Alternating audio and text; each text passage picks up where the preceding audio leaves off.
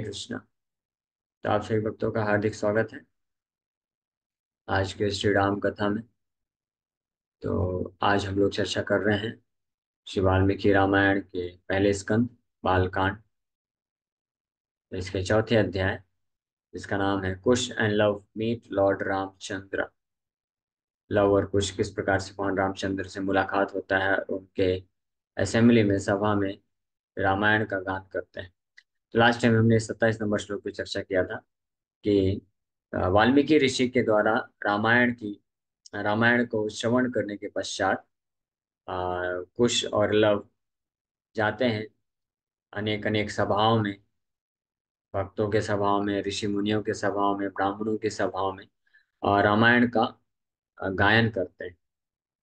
और उनके द्वारा श्रवण करके सारे ऋषि मुनि ब्राह्मण लोग बहुत ही प्रसन्नचित हो जाते हैं, आनंदित हो जाते हैं और उनको बहुत आशीर्वाद भी देते हैं, उनकी प्रशंसा भी करते हैं। तो इस श्लोक में ऐसे ही कुछ प्रशंसा की गई है कि किस प्रकार से रामायण उनके द्वारा जो गाया गया है उसके क्या गुण है। अभिगीतम इदम गीतम सर्वगीतेषु कोविदम आयुष्यम पुष्टि जनकम सर्वश्रुति मनोहरम। तो ये हमने लास्ट टाइम चर्चा किया था कि इस गीत को, रामायण अपने आप में ही काव्य है, गीत है, गाया जा सकता है इसको। और इसको अभिगीतम बहुत सुंदर तरीके से गाए हैं। किन्होंने गाया है? सर्वगीतेषु कोविदम, जो हर प्रकार के गीत विद्या में महारत है, विशारद है, वो विदव। और आयुष्यम पुष्टि जनकम, ये केवल सुनने में ही अच्छा नहीं लग रहा है गीत, बल्कि पुष्टि प्रदान करने वाला है, पोषण भी प्रदान करता है आध्यात्मिक रूप से। और आयुष्यम, ये लोगों का जो है लॉन्जिविटी, आयुष्य मतलब इसको और ज्यादा से ज्यादा सुनने की इच्छा को बढ़ाता है। सर्वश्रुति मनोहरम, और श्रुति मतलब कर्ण, और कर्ण को और मन को हर लेने वाला, इसका ऐसा सुंदरता है, बहुत सुंदरता है। तो इस प्रकार से अ, कुश और लव रामायण को गायन करते जा रहे हैं। तो एक बार की बात है, प्रशस्यमानौ सर्वत्र कदाचित् तत्र गायकौ तथा रथ्यासु राजमार्गेषु ददर्श भरताग्रजः। Once the elder brother of Bharata noticed the two singers in that sacrificial arena. They were glorified in the streets, the royal highways and everywhere. एक बार की बात है, भरत महाराज के बड़े भाई, यानी कौन है वो बड़े भाई? भगवान रामचंद्र ही तो है, क्योंकि लक्ष्मण और शत्रुघ्न छोटे भाई थे। तो भरत महाराज के बड़े भाई एक बार राजमार्ग से रथ में निकल रहे थे। तो उन्होंने क्या नोटिस किया यज्ञ के सभा में कि जो वहां पे उपस्थित ब्राह्मण है, ब्राह्मण लोग, वो लोग इन दो बालकों का गुणगान कर रहे हैं। ये नोटिस किए कि कौन है ये दो बालक। तो भगवान रामचंद्र को ये इच्छा प्रकट हुई। The elder brother of Bharat is Shri Ram. He notice the two singers, that is he was informed by Bharat of the two singers. तो भरत महाराज के द्वारा इन्फॉर्म किए गए कि ऐसे ऐसे दो महान बालक आए हैं, इन्होंने इतने सुंदर तरीके से रामायण का श्रवण कराया है। तो रामचंद्र भगवान को ये इन्फॉर्मेशन देते हैं। स्वम स्ववेश्मचान्य ततो भ्रातरौ सकुशीलवौ पूजयामास पूजारौ रामः शत्रुनिबर्हणा। Then Lord Ramchandra, the killer of his enemies, brought the honorable two brothers Kush and Love to his house and honored them. तो भगवान रामचंद्र जब सुने इतनी महिमा इन दो बालकों के बारे में, की प्रशंसा को सुने भरत महाराज के द्वारा, तो स्ववेश्म अपने खुद के घर में च आनिया, ततो तब भगवान रामचंद्र आनिया लेके आए अपने घर पे, भारतो भ्रातरौ स कुशीलवौ, ये दोनों भाइयों को, कुश और लव दोनों भाइयों को लेके आए। पूजयामास पूजरौ, इनको बहुत अच्छे तरीके से सम्मानित करते हैं भगवान रामचंद्र, जो पूजा के योग्य है पूरी तरह से। राम शत्रु निबर्हणा, अपने शत्रुओं का दमन करने की शक्ति रखने वाले भगवान रामचंद्र, जो खुद इतने पूजनीय हैं, सम्मानित हैं, वो इन दो बालकों को ऋषि कुमार अभी लग रहे हैं तो राजकुमार, भगवान रामचंद्र के ही दो कुमार हैं, लेकिन ऋषि कुमार हैं, ब्राह्मण ब्राह्मण कुमार लग रहे हैं। तो उनको, और इतने अद्भुत उनकी महिमा को सुने कि कितना अच्छा ये वैदिक शास्त्र जानते हैं, और रामायण को इतना अच्छे तरीके से गा सकते हैं, सुना सकते हैं। भगवान रामचंद्र बड़े प्रसन्न हो गए और उनको अपने घर बुला करके उनका सम्मान कर रहे हैं। Lord Ram then brought the brothers to his home. They were honorable because they were singers of a composition about him. तो वो सम्मान के योग्य भी थे पूरी तरह से ये दोनों बालक। क्यों बता रहे हैं? क्योंकि वो भगवान रामचंद्र के जो ये काव्य है रामायण, इसका गायन करते थे। तो जो भी भगवान के बारे में वर्णन करते हैं तो वो जो है सम्मान को प्राप्त करने के योग्य हो जाते हैं, भले ही उनके अंदर पर्सनली कोई योग्यता ना हो।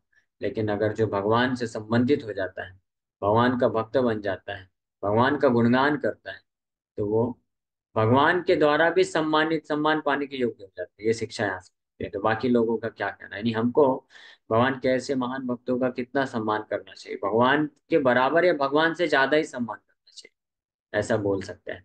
इसलिए हम लोग जो है ऐसे महान आचार्य जैसे श्रील प्रभुपाद हुए, जैसे कि जिन्होंने भगवान के बारे में इतना गुणगान किया, पूरे विश्व में भगवान की ख्याति को वो बढ़ाए गाए, जैसे लव और कुश जगह जगह जा करके भगवान रामचंद्र की ख्याति को पहुंचा रहे हैं। उसी प्रकार से प्रभुपाद जी भगवान की ख्याति को पूरे विश्व में पहुंचाए। तो वो भगवान से भी ज्यादा भगवान के द्वारा भी सम्मानित हो जाते हैं, ऐसे महान भक्त। हाँ, इसीलिए हम लोग जब सुबह सुबह पहला आरती होता है, मंगला आरती करते हैं। तो मंगला आरती किसका होता है? वो गुरु का वंदना है। संसार दावा नलनीर का वंदे गुरु से चरणार। प्रभुपाद जी को हम वंदना करते हैं पहले, उसके बाद फिर श्री चैतन्य महाप्रभु पंच तत्व, और फिर हरे कृष्ण मंत्र बाद में गाते हैं। तो भगवान के भी पहले गुरु को इस प्रकार से सम्मान दिया जाता है, उनका वंदना किया जाता है। और उसके बाद दूसरा आरती होता है, वो भी गुरु पूजा है। तो इस तरह से यहाँ पे भगवान स्वयं ये सिखा रहे हैं कि जो भगवान के बारे में गायन करता है, भगवान के बारे में जो प्रचार करता है, भगवान का कथा करता है शुद्ध भाव में, और भगवान के प्रचार कार्य में लगे, तो वो भगवान भी उनके प्रति बहुत ही प्रसन्न, इतने प्रसन्न हो जाते हैं कि भगवान भी उनका सम्मान करना चाहते हैं। They were astonishing, being of equal age beauty and other features. तो बहुत ही अद्भुत लग रहे थे, बहुत बड़े सुंदर बालक थे। सुंदर उनका शारीरिक सुंदरता, स्वरूप, मधुर वाणी, सब कुछ आकर्षित करने वाली थी। और ऊपर से वो भगवान रामचंद्र के बारे में इतना सुंदर तरीके से गायन कर रहे हैं, तो ये भगवान को भी आकर्षित कर दिया। तो हर किसी को, भगवान के शुद्ध भक्तों को भी आकर्षित करता है भगवान का कथा, और भगवान को भी आकर्षित कर लेता है, भगवान भी ऋणी हो जाते हैं। इसीलिए गोपियां गोपियां गाती हैं, तव कथामृता तप्त जीवनम कवि विरीडितम कल्मषापहं श्रवणमङ्गलम् श्रीमदाततं भुवि गृह्णन्ति ये भूरिदा जना। भुवि गृह्णन्ति ये भूरिदा जना। इस भौतिक संसार में, इस भूवि पृथ्वी में जो भी ऐसा गृणंती गायन करते हैं भगवान तव कथामृतम, कृष्ण को बोल रही हैं गोपियां कि आपके कथा का अमृत का जो गायन करते हैं, जो कि श्रवण मंगल है, श्रवण करने मात्र में ही मंगल है, वही सबसे जो है, कोई अगर सुन भी ले तो उसी से उसको लाभ प्राप्त होना चालू हो जाता है, मंगल होने लग जाता है, श्रवण मंगल। और तो भूमि गृणंती है भूरिदा जाना। तो ये लोग जो इसे कार्य करते हैं वो भूरिदा जाना है। ऐसे लोग भूरिदा, भूरिदाना मतलब कि बहुत बड़े हृदय के हैं, बड़े मैग्नानिमस हैं, उदार हृदय के हैं, सबसे ज्यादा उदार हृदय के हैं। तो यहाँ पे भगवान उनको इस प्रकार से सम्मान कर रहे हैं। अब कैसे सम्मान कर रहे हैं? आसीन कांचने दिव्ये सचा सिंहासने प्रभु उपोपविष्ट सचिवैर्भ्रातृभिश्च समन्विता दृष्ट्वा तु रूपसम्पन्नता उभौ नियतस्तदा उवाच लक्ष्मणं राम शत्रुघ्नं भरतं तथा. Sitting on a golden celestial simhasan, surrounded by his ministers and brothers, the Lord, who had been initiated into the Ashwamedha sacrifice, spoke to Lakshman, Shatrugna, and Bharat upon seeing the two handsome boys. तो भगवान अपने अपने रत्न golden celestial सिंहासन कांचने दिव्य सचा सिंहासने आसीन बैठे हुए हैं अपने जो गोल्डन स्वर्ण सिंहासन में, दिव्य स्वर्ण सिंहासन में. और वहां पे बैठ करके भरत भरत महाराज, भरत लक्ष्मण शत्रुघ्न भरत को इस प्रकार से संबोधित कर रहे हैं. दृष्टवा तो रूप संपन्नो ताव उभौ नियतस्तदा. दृष्टवा तो रूप संपन्न, ऐसे बहुत ही सुंदर बालकों को देख करके भगवान रामचंद्र संबोधित करते हुए बोल रहे हैं. Then the sage Valmiki describes the entourage of the Mahapurusha, the great being, the hero of this composition. The Lord was sitting on a golden simhasan that was celestial because it was brought by Dasrath from Swarga. It is thus indicated that he was free from any calamities. तो यहाँ पे जो सिंहासन है, कांचन, कांचन मतलब gold, स्वर्ण, स्वर्ण सिंहासन में बैठे हैं भगवान. और उसकी विशेषता है क्या? दिव्य, दिव्य है वो. दिव्य का अर्थ क्या है? वैसे भी भगवान के द्वारा इस्तेमाल किया जा रहा है तो दिव्य ही है. चाहे भौतिक संसार का ही क्यों ना हो, पृथ्वी का भी हो तो दिव्य है. लेकिन यहाँ पे कहने का आशय है कि दशरथ महाराज वो सिंहासन को स्वर्ग से लेकर के आए थे, तो इसलिए वो बड़ा ही अद्भुत और सुंदर सिंहासन था जिसमें भगवान रामचंद्र बैठे हुए हैं. तो वहां पे बैठ करके इस प्रकार से संबोधित कर रहे हैं भरत लक्ष्मण शत्रुघ्न को. श्रूयतामिदमाख्यानम् अनयोर्देव वर्चसो विचित्रार्थपदं सम्यग् ज्ञायिनो तावचोदयत्. Listen to this history filled with interesting facts and words from these two with the effulgence of the devas. He then requested those two perfect singers to sing. भगवान रामचंद्र सबको जो है सावधान करते हुए सबको आकर्षित कर रहे हैं, ध्यान आकर्षित कर रहे हैं इन दो बालकों के तरफ. और बोल रहे हैं, भरत लक्ष्मण शत्रुघ्न और अन्य जितने भी सभा में उपस्थित मिनिस्टर्स हैं, ये बोल रहे हैं कि आप लोग सुनिए. श्रूयताम इदम आख्यानम. इदम आख्यानम मतलब जो अभी प्रस्तुत करने वाले हैं, कुश और लव, रामायण का आख्यान, रामायण आख्यान, राम भगवान के आख्यान को प्रस्तुत करने वाले हैं. भगवान रामचंद्र खुद बोल रहे हैं कि इसको ध्यान से सुनिए. देव वर्चसो, कि ये जिस किनके द्वारा सुनाया जाएगा? लव और कुश, ये कोई साधारण बालक नहीं, ये साक्षात ऐसे देवताओं के समान इनके इनके पास तेज है. विचित्र अर्थ पदम, और इस प्रकार से गायन ये महाकाव्य प्रस्तुत कर रहे हैं जिसमें विचित्र अर्थ और पद हैं, विचित्र प्रकार के शब्दों का इस्तेमाल. विचित्र मतलब होता है कि बहुत ही आकर्षक. विचित्र का यहाँ पे मतलब ये है. चित्र का मतलब होता है जो कलरफुल बोलते हैं, कलरफुल या बहुत ही सुंदर. विचित्र मतलब विशेष रूपेण, तो वो है विचित्र का अर्थ. विचित्र मतलब जैसे भक्तिनाथ ठाकुर बोलते हैं, केशव तुआ जगत विचित्र. विचित्र मतलब बहुत ही कलरफुल, इतना सुंदर जगत बना है, आश्चर्य में डाल देने वाला. तो विचित्र अर्थ और पद से संयुक्त ये गायन आख्यानम को गाने वाले हैं. आख्यानम हमने ऑलरेडी चर्चा किया. आख्यानम मतलब हिस्ट्री होता है. तो रामायण एक आख्यानम है, रामायण माइथोलॉजी नहीं, और रामायण जो है फिक्शन नहीं. ठीक है, ये ध्यान रखना चाहिए. रामायण क्या है? आख्यानम, यानी हिस्ट्री है, इतिहास है. तो विचित्र अर्थ पदम सम्यक गायिनो ताव अचोदयत. सम्यक गायिनो, बहुत ही परफेक्ट सिंगर्स, अच्छे तरीके से गाए जाने वाले इन दो बालकों के द्वारा जो है श्रूयताम, सुनो. तो इस प्रकार से रिक्वेस्ट करते हैं भगवान Ramchandra. Kush and Luv were as effulgent as the devas. देवता लोग जितने इफल्जेंट है, तेज निकलता है उनके सारे शरीर से, उस प्रकार से कुश और लव के शरीर से तेज निकल रहा है, उनके वाणी से, उनके प्रभाव से कैसा प्रभाव है. It is implied that such affluence of beauty is an ingredient for relishing the song of the Ramayana, which is charming both while recited and sung. सो इस प्रकार का जो दिव्यता है वो भी एक जो है महत्व महत्व रखता है। भगवान रामचंद्र के बारे में जो ये काव्य है, गीत है, उसको सुनने के लिए और रिसाइट कर, तो हर तरीके से ये एक परफेक्ट मैच है। एक तो भगवान रामचंद्र का दिव्य है और उसको विचित्र अर्थ पद के साथ रचना किया गया है वाल्मीकि ऋषि द्वारा। और उसको भी सुनाने वाले कौन है?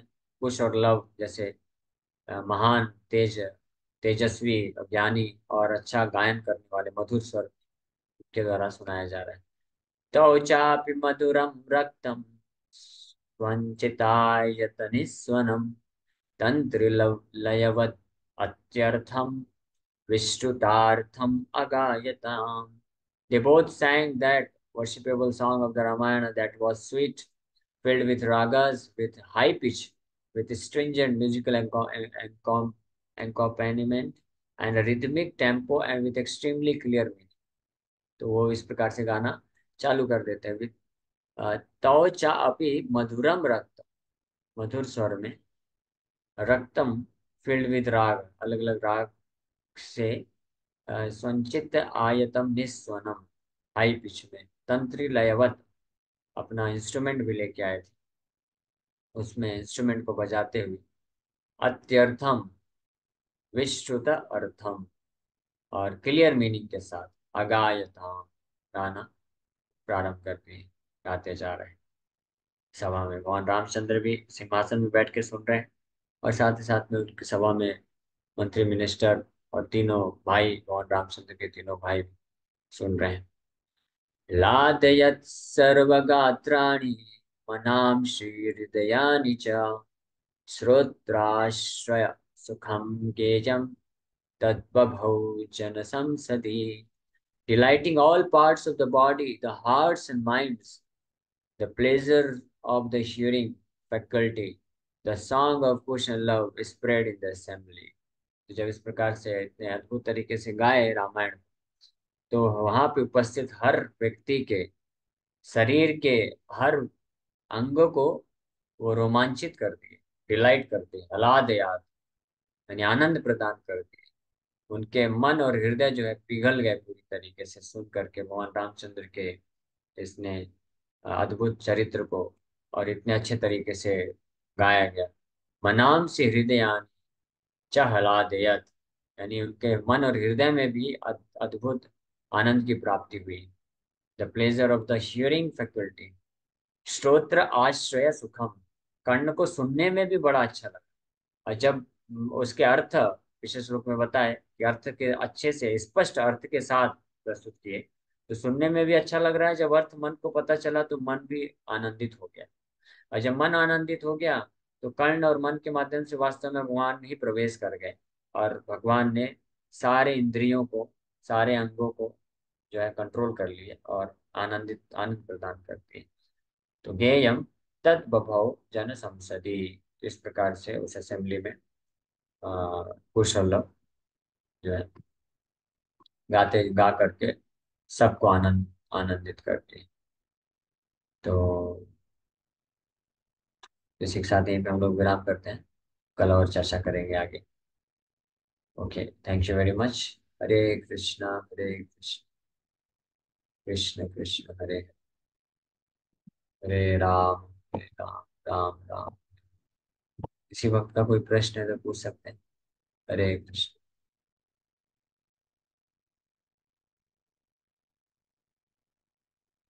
यस, किसी का कोई? यस अंकिता माता जी। हरे कृष्ण प्रभु जी। प्रभु जी, अभी की कथा से मतलब एग्जैक्टली नहीं है, पर कृष्ण जी और राम जी से रिलेटेड है, पूछ सकते हैं क्या? पूछिए। प्रभु जी, ये पूछना था कि जैसे कृष्ण जी की जिंदगी में जो हम सुनते हैं इतने कष्ट रहे कि एक माँ को छोड़ के उन्हें मतलब इस तरह से रहे जीवन कि उन्हें बहुत विरह सहना पड़ा, अपने जितने भी स्नेह जिनने उनसे करा उनने। और राम जी को भी वनवास जाना पड़ा, तो इस तरह से जो हमारे भगवान है उनकी लीलाओं में उनने कष्ट सहे हैं। तो आज के जमाने में जो थोड़े से सुख दुख मतलब दुख आते हैं उसमें हम लोग विचलित हो जाते हैं। तो क्या भगवान ने ये सब इसलिए भी किया कि हमें समझें कि थोड़े बहुत दुखों से हमें परेशान नहीं होना चाहिए। हरे कृष्ण। तो ये एग्जैक्टली ऐसा नहीं कहा जा सकता है, हालांकि कई लोग ऐसा तात्पर्य देते हैं कि देखो कृष्ण और राम को भी कितना कष्ट सहना पड़ा, भगवान को कोई कष्ट नहीं सहना पड़ा। भगवान को तो इसमें कोई कष्ट नहीं है, वो हमारे इस भौतिक जगत के है ही नहीं। और ना ही भगवान के जो शुद्ध भक्त हैं उनको कोई कष्ट सहना पड़ना पड़ा। तो भगवान के भक्तों को भी कष्ट नहीं हुआ तो भगवान की तो दूर की बात है। वो जो विरह हुआ है, सेपरेशन, और कई जगह ऐसा प्रतीत होता है कि भगवान जो है कष्ट में है, दुखी है, रो रहे हैं, तो वो वास्तव में आध्यात्मिक जगत का सर्वश्रेष्ठ आनंद है। तो वो हम समझ नहीं सकते। तो इसलिए बेस्ट है कि इस प्रकार का इंटरप्रिटेशन कई लोग करते हैं बाहर भी, कि देखो भगवान ने भी इतना कष्ट सहन किया, तो आप भी भौतिक जगत में कष्ट सहन करते जाओ, कितना भी कष्ट मिले सहन करते जाओ। ये शिक्षा नहीं है। भौतिक जगत में कष्ट मिले तो वो कष्ट से कैसे बाहर आना है, उसके लिए भगवान ने आपकी लीला किया, ताकि आप मेरे से आकर्षित हो जाओ और आनंद को प्राप्त करो, जैसे मेरे भक्त लोग दिव्य आनंद को प्राप्त करते हैं। ठीक है, तो भगवान और भगवान के भक्त, उनके साथ के जो भी नित्य पार्षद है, वो हमेशा दिव्य आनंद में है। तो विरह में भी उनको आनंद है। भौतिक जगत में विरह में भी दुख है, और साथ में जब आते हैं मिलन में भी दुख। और आध्यात्मिक जगत में मिलन में तो आनंद है ही है, और उससे कई गुना ज्यादा आनंद है विरह में, क्योंकि प्रेम है ना वहाँ पे, और यहाँ पे काम है भौतिक जगत। ये अंतर है।